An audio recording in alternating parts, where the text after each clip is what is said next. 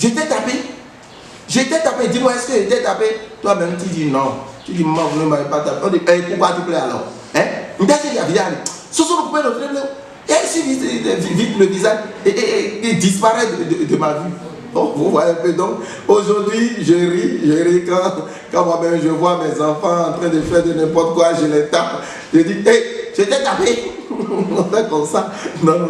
Et ça fait rire aussi, quoi. Lui, il a cette magie de faire rire son public. Chers internautes, un plaisir pour moi de vous retrouver pour ce nouveau numéro de votre émission La Star de la Semaine qui reçoit pour vous Abdelbassit Barbosa. Avec lui, nous allons passer ce moment de rire et de divertissement.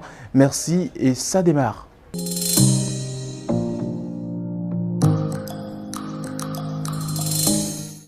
Je suis Abdelbassit Barbosa, artiste humoriste.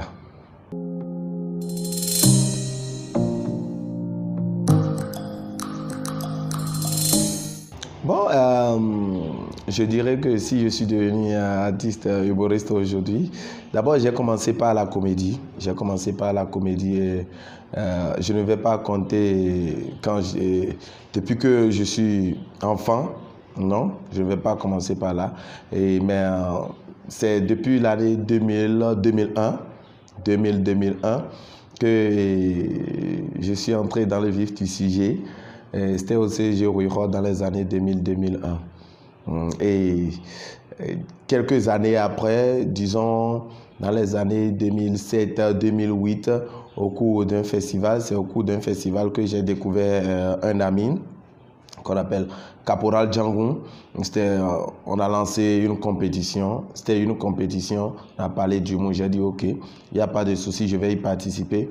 Mais quand j'ai pris part à ce festival, moi, c'est un autre style que moi j'ai fait, un autre style carrément. Quand ils ont délibéré, bon, ils m'ont dit que bon non, voilà, que ce n'est pas ce qu'ils veulent que j'ai fait, mais que c'est autre chose, que c'est ce que l'autre a fait qu'on appelle du one-man show, qu'on appelle du stand-up. J'ai dit, mais tiens, si c'est ça, mais je sais faire ça. C'est dans mon sang et moi-même, j'ai créé assez de vannes. Donc, pour ça, il n'y a pas de souci. Et c'est depuis ce temps-là que j'ai commencé par me former dans ce domaine. Et bon, nous voici là.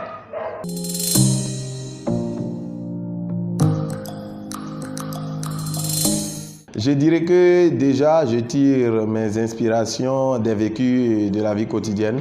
Déjà, et même après ça, moi-même, j'essaie de créer, j'essaie d'imaginer telle chose peut être possible, non, ou bien telle chose ne peut pas être possible. Donc, moi-même, j'essaie d'imaginer, de créer mes propres vannes et ça marche.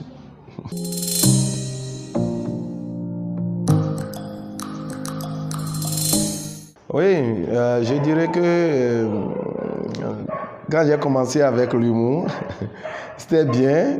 Les gens ont apprécié, tout le monde a apprécié, voilà. Mais j'ai pris part aussi à plusieurs festivals, c'est-à-dire à plusieurs compétitions. Et au cours de ces compétitions, pour la première compétition, bon, le nom m'échappe un peu, mais pour la première compétition, je pense bien, j'avais occupé l'avant-dernière place, oui. L'avant-dernière place, si je ne me trompe pas, l'avant-dernière place. Et après cette compétition, j'ai pris part encore à une autre compétition. Et je pense que c'est à cette compétition-là que j'ai pris la première place. Et j'ai reçu le trophée du meilleur artiste humoriste de l'année, meilleur jeune talent humoriste de l'année. Et après ça, je suis allé sur FITEB 2018. Bon, c'est pas une compétition ça, mais je suis allé sur FITEB. Après FITEB, il y a d'autres soirées de l'humour. Il y a d'autres soirées d'humour que Chromosome organise. Bon, j'ai pris part aussi à ce festival-là. Donc, c'est un peu ça.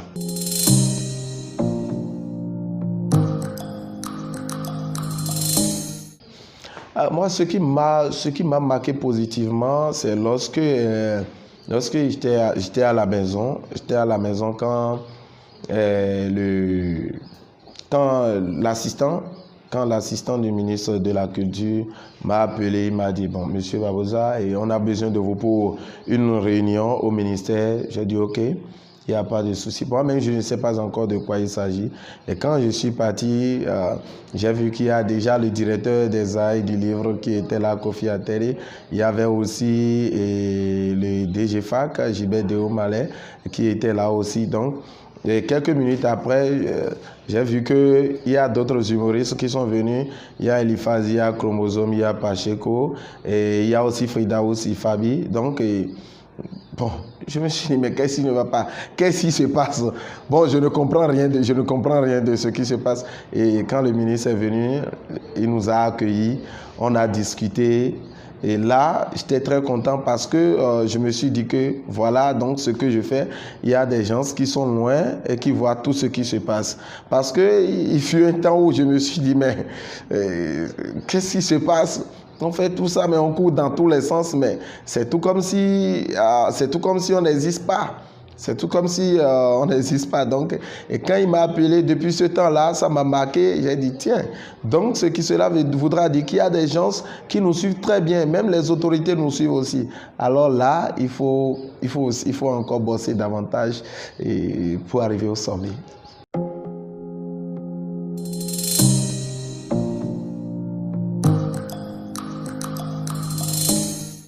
Parlant de réalisation, je dirais que au moins à travers mes spectacles, et au moins j'ai pu m'acheter beaucoup de choses dedans. Par exemple, ma moto, c'est moi-même qui l'ai achetée et c'est avec l'argent de l'humour. Si aujourd'hui j'arrive à gérer mon foyer, je sais que c'est grâce à l'humour, c'est grâce à l'argent de l'humour que j'arrive à subvenir à mes besoins. Donc c'est l'argent de l'humour qui fait tout ça.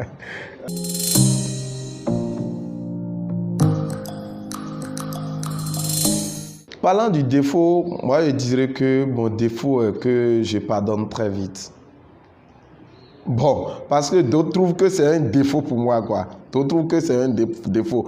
Qu'en temps normal, puisque la personne t'a marqué négativement, bon, il faut prendre du recul, il faut prendre des distances par rapport à cette dernière. Ouais, mais moi, je pardonne très vite, j'oublie. Je mets ça dans le passé parce que je me dis souvent, ça doit arriver. La vie a des hauts et des bas, donc ça doit arriver. Et tout ça la forme aussi. Donc, moi, je dirais que mon plus grand défaut est que je pardonne très vite et j'oublie très vite. Je conjugue tout dans le passé et je continue ma vie.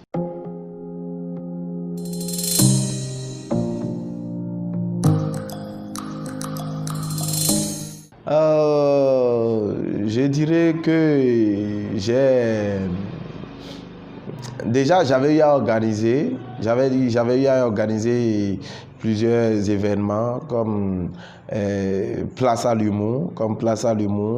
J'ai aussi organisé Révélation Talent Humour. Maintenant, parlant des projets qui viennent, il y a la nuit des humoristes qui s'annonce déjà. C'est un spectacle qui va réunir tous les artistes humoristes du Bénin. Tous les artistes humoristes du Bénin, jeunes talents, c'est-à-dire les amateurs comme professionnels, comme aspirants. Oui, nous allons tous les réunir autour d'une grande fête. Donc, ça s'appelle la nuit des humoristes. La nuit des humoristes du Bénin.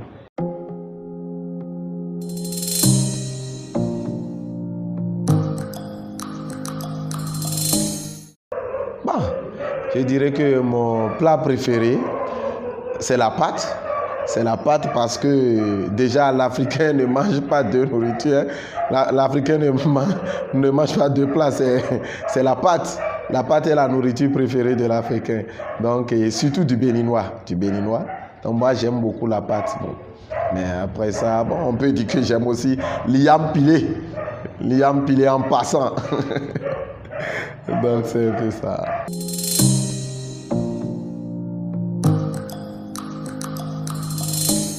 Bon, moi je dirais qu'il n'y a jamais de saut métier. C'est-à-dire il faut avoir foi en ce que l'on fait. C'est tout. Tout commence par la foi. Et moi, quand certaines personnes déjà parlent de ce métier, moi, ça me touche. Moi, ça me touche parce que déjà, disons, prenons par exemple le domaine de l'humour. Il y a certaines personnes qui disent que, bon, pour moi, l'humour est une passion ou bien l'humour est... Moi, principalement, moi, je dis que l'humour n'est pas une passion pour moi. L'humour, c'est ma vie. Parce que parlant de la passion, déjà, qui parle de la passion parle d'une affection en la chose, c'est-à-dire d'un amour intense, ainsi de suite. Mais pour moi, c'est pas de l'amour intense. C'est-à-dire, je suis l'humour, je vis l'humour, je bois l'humour. C'est-à-dire, tout ce que je fais, c'est l'humour. Si bien que des fois, c'est que même si je suis sérieux, on croit que non, que je suis en train de blaguer, que je suis en train de faire de l'humour. Je dis non. Donc moi, je vis ça. C'est ça, c'est-à-dire, c'est ça qui me donne à manger. C'est ça, quoi. Donc, moi, je dirais qu'il n'y a pas de saut métier. Quoi qu'en soit ce que l'on fait, il faut toujours croire en la chose. Et c'est clair et net. Ça va donner. Parce que l'humour, c'est un métier. L'humour, c'est un métier. Ce n'est pas qui veut, mais qui peut. C'est pas qui veut, mais qui peut. Parce que si c'est une passion, je dirais ça va finir par t'abandonner. Toi-même, tu vas finir par abandonner parce que tu vas voir que ça ne marche pas. Mais si tu vis la chose, quoi qu'il advienne, tu ne peux jamais abandonner ça. Ça, c'est clair, il n'y a rien à dire. Tu ne peux jamais abandonner ça. Parce que vous, par exemple, en tant que journaliste, laissez-moi vous dire qu'un jour, vous n'allez pas me dire que, bon, voilà, non, bon, c'est juste une passion, déjà, c'est passé, j'ai encore embrassé un autre. Non, non, non. Donc, vous vivez la chose et c'est ça. Et même dans vos propos, excusez-moi beaucoup si je suis long, même dans vos propos, on sent en même temps que celui-là, on va vous poser la question, excusez-moi monsieur, vous êtes un journaliste? On va vous poser cette question parce qu'on sent déjà. Donc, c'est un peu ça.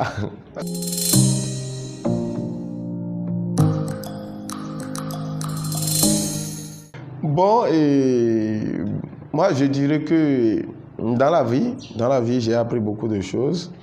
J'ai appris beaucoup de choses et aujourd'hui, quand je regarde mes parents aujourd'hui, c'est-à-dire, des fois, ça me fait rire. Des fois, ça me fait rire. C'est-à-dire, ça me fait barrer. Je dis, mais qu'est-ce qui s'est passé quand j'étais encore tout petit? Sinon, vous imaginez, quand on était tout petit, beaucoup de choses se passaient. Bon, supposons qu'il y a déjà la maman, qui a un souci avec certaines personnes, avec peut-être certaines dames du quartier, disons les vendeuses, bon, du quartier. Et un jour, maman te commande quelque chose. Bon, va me prendre du piment ou bien va me prendre de la tomate à tel endroit. Et puisque tu es si agité, bon, arrivé là-bas, tu as oublié ce que maman t'a commandé. Et déjà, il y a les deux vendeuses qui sont côte à côte. Les deux vendeuses qui sont côte à côte. Voilà que maman ne s'entend pas bien avec une, mais elle s'entend bien avec la seconde. Et toi, tu te mets au milieu maintenant des deux vendeuses et tu dis, maman, que j'achète chez telle personne ou bien chez l'autre. Vous imaginez un peu ce qui peut se passer? Vous imaginez un peu? Et ce qui fait mal est que toi-même, tu sais, ce qui est bien est que toi-même, tu sais qu'arriver à la maison là, c'est-à-dire, on va te taper. Il n'y a rien à faire. Maintenant, parce que puisque tu n'as pas le choix, tu n'as pas un autre endroit là où dormir, tu viens à la maison, maintenant, maman te dit, rentre dans la chambre. Rentre dans la chambre. Tu commences par contourner, mais finalement, tu rentres dans la chambre. Et c'est là, maman commence par te bastonner. J'ai été tapé. Dis-moi, est-ce que j'ai été tapé? Toi-même, tu dis non. Tu dis, maman, vous ne m'avez pas tapé. On dit, pourquoi tu plais alors? Hein? Vite le visage et disparaît de ma vue. Oh, vous voyez un peu. Donc, aujourd'hui, je ris quand moi-même je vois mes enfants en train de faire de n'importe quoi, je les tape. Je dis, hey, je t'ai tapé. On fait comme ça. Non. Et ça fait rire aussi, quoi. Et partant de là, je dirais tout simplement que dans la vie, il faut tout faire pour être, c'est-à-dire pour être juste. C'est-à-dire, si tu vois que ton frère est dans une situation, n'est pas dans une bonne situation, dis-lui, mon frère, C'est pas bien. Parce que j'étais parti dans un restaurant un jour, j'étais parti manger. Et je suis là et arrivé là, j'ai constaté qu'il y a déjà quelqu'un qui était déjà là avant moi. Il est en veste, bien sapé. Bon, il est là, il est assis, il ne parle pas. Bon, il parle seul souvent. Bon, il arrive, il commence par parler seul, il commence par rire. Je dis, mais qui est à côté de lui? Il n'a pas un téléphone en main. Bon, je ne sais pas ce qui lui arrive. Donc, moi, je suis là, il y a la service qui est venue. Tonton, vous voulez prendre quoi? J'ai dit, vendez-moi du spaghetti. Vendez-moi du spaghetti. Je veux spaghetti sans piment. Elle a dit ok, elle est partie. Quelques minutes après, quelqu'un d'autre est venu, un autre client est venu, la serveuse est venue. Tonton, vous voulez prendre quoi? Il a dit, je veux du spaghetti avec piment. Donc quelques minutes après, j'ai compris que la dame a amené le spaghetti. Et c'est quel spaghetti elle a amené? Elle a amené, je ne sais même pas de quel spaghetti, ça y est, voilà. Elle a amené le spaghetti. J'ai dit, mais qu'est-ce qui ne va pas? Moi, je suis là avant l'autre. Je suis là avant l'autre et maintenant vous lui avez amené son spaghetti. Et en même temps, le téléphone du gars a sonné, le gars s'est levé pour prendre l'appel. Il y a l'autre qui, en tout cas, qui parlait seul. Je ne sais pas si tout fonctionne bien dans son cerveau. En même temps, il a éternué. J'entends tia. Et les bonnes choses sont sorties de ses narines. Et directement, c'est rentré dans le spaghetti. Et vous imaginez, quand le spaghetti est chaud et la graisse, vous imaginez, quand on prend de la graisse sur quelque chose qui est chaud, vous voyez comment ça se passe. En même temps, ça commence par se fondre, petit à petit. Donc, en même temps, quand c'est rentré dedans, quelques minutes après, j'ai constaté que ça a disparu. Et le gars est venu. Et il est là quelques minutes après. Moi-même, mon spaghetti est venu. Quand mon spaghetti est venu, je veux commencer par manger. Quand mon téléphone a sonné, moi-même, je me suis levé, je suis parti prendre l'appel. À mon arrivée, j'ai constaté que bon, l'autre est déjà presque à la fin de son plat. Moi-même, j'ai commencé par manger. Et avant que je ne finisse de manger, il y a la serveuse qui est venue. Elle est venue, elle a dit, tonton, excusez-moi beaucoup. Hein. J'ai dit, excusez pourquoi? Qu'est-ce qui ne va pas? Elle dit, excusez, en temps normal, le spaghetti que j'avais amené premièrement, c'était pour vous. Et je me suis trompé, c'était le spaghetti sans piment. Donc, que j'avais remis à l'autre. Donc, j'ai dû permuter les plats quand vous êtes levé. J'ai dû permuter les plats et je vous ai amené. Vous imaginez un peu ce que moi-même j'ai mangé. Vous imaginez la graisse que j'ai consommée. La graisse de celui-là qui est un peu déréglé. Imaginez un peu, vous imaginez? Donc c'est depuis ce jour-là que j'ai pris la décision de toujours dire la vérité. Si je vois mon ami qui est qui n'est pas dans une bonne situation, je dis mon frère, attention, ne prends pas ça là. Mais je dirais que grâce à ça, vous voyez que j'ai pris un peu de poids, non? Parce que ça fait du bien aussi. Ça grossit.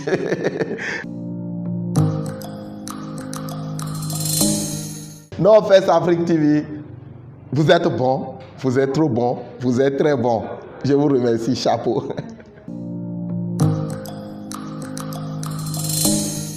C'est la fin de cette émission. Merci de nous avoir suivis. Je rappelle que pour ce numéro, j'ai reçu pour vous Abdelbassit Babosa. Abdel, merci. Et merci à vous également, chers internautes, pour votre aimable attention. À très vite pour un autre numéro de votre émission, La Star de la Semaine.